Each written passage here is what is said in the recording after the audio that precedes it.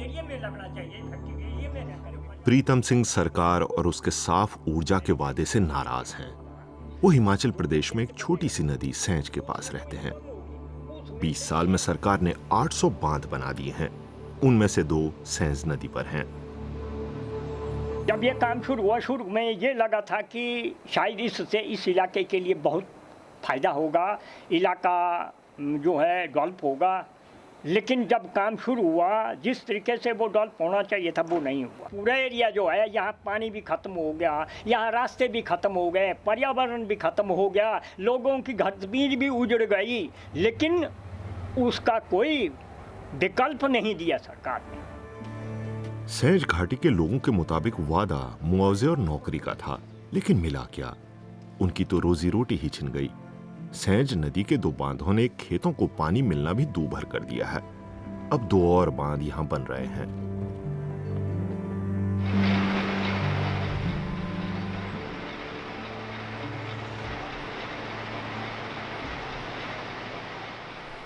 क्योंकि हमारा काम सारा एग्रीकल्चर पर था।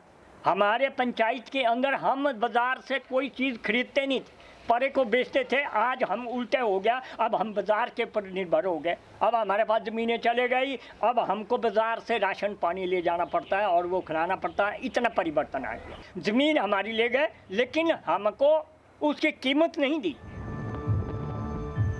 पर्यावरण के लिए अनुकूल ऊर्जा स्रोत के रूप में पनबिजली परियोजनाएं पूरी दुनिया में महत्वपूर्ण हो उठी हैं।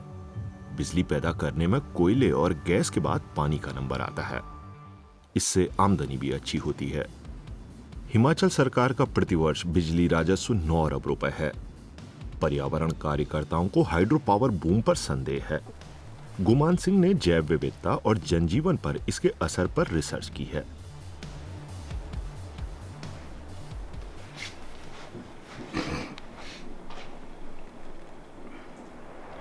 मेगा प्रोजेक्ट जो है हमेशा उसके प्रभाव नेगेटिव होते हैं। आप इम्पाउंडमेंट करते हैं, उसमें ज़मीन डूबती है, लोगों के रोज़गार, खेती चले जाती हैं, जंगल बड़े पैमाने पर कटता है, कंस्ट्रक्शन होती है, नई तरह की आबादी आती है और वहाँ पर जो है आबादी आने से भी जो है इन्वायरमेंटल इम्बैलेंस पहाड़ में, क्योंकि पहाड़ की एक क्षमता होती है ना। इन सब के अलावा यहाँ भूकंप आते रहते हैं। बांधों में दरार, तूफान, भूस्खलन विनाशकारी हो सकते हैं, जैसा कि पिछले दिनों उत्तराखंड में हुआ। सैंज घाटी से 40 किलोमीटर दूर एक अनछुई कुदरत के पास बहती छोटी सी तीर्थ नदी, ये इलाके की उन चुनिंदा नदियों में से एक है जिस पर कोई बांध नहीं है।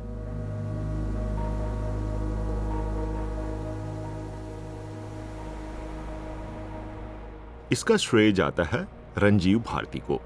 2002 में नदी पर कई बांध बनने थे, लेकिन भारती ने गांव वालों को इकट्ठा किया और कोर्ट पहुंच गए।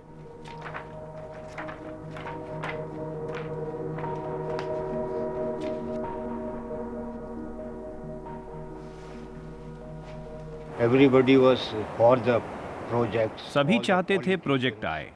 तमाम नेता, नौकरशाह, फिशरीज डिपार्टमेंट के अलावा सबने एनओसी दे दी थी।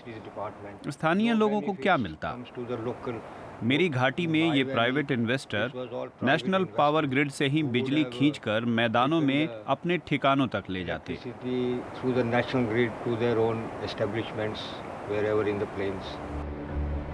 3 साल लगे पर गांव वाले जीत गए। उनका घर और रोजी रोटी बच गई। वे खेती और मछली पालन करते हैं और इधर अपनी घाटी में उन्होंने पर्यटन का भी विकास किया है। ये लोग यात्रियों को खुद अपने घरों में आने की दावत दे रहे हैं।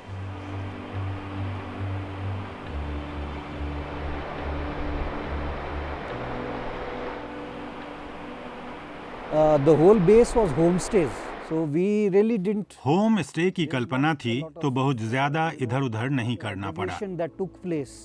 हमने लोगों से कहा टूरिज्म को वैकल्पिक आय का साधन बनाएं। To be treated as an alternative income. Covid से भी साबित हुआ कि हम सही थे। And thankfully there also corona. लोगों ने अपने खेत बागान नहीं छोड़े। हम सब किसान हैं। हमने कहा अपने घरों को बदलो। पहाड़ी घरों में 2-3 कमरे निकल सकते हैं। होम स्टे बनाओ, लेकिन आय का बुनियादी जरिया ना छोड़ो। But don't leave your original source of income. हर साल 20,000 लोग तीर्थन घाटी आते हैं। बांध के मुआवजे से ज्यादा लोग टूरिज्म से कमा रहे हैं। एंगलर, हाइकर, बर्ड वॉचर और स्टडी ग्रुप, यहाँ आने वाले लोग उस सुंदर पर्यावरण का दीदार करते हैं जिसे गांव वालों ने बचाए रखा है।